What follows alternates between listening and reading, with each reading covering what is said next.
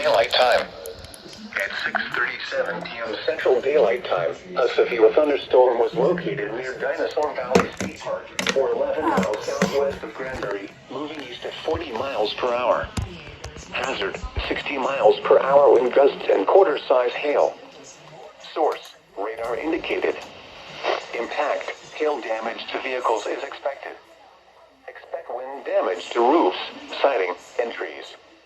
Locations impacted include Granbury, Pecan Plantation, Glen Rose, Dinosaur Valley State Park, Squaw Creek Reservoir, Decadova, Toller, Mambrino, Palachi, Acton, Lake Granbury, Rainbow, Nemo, and Chalk Mountain.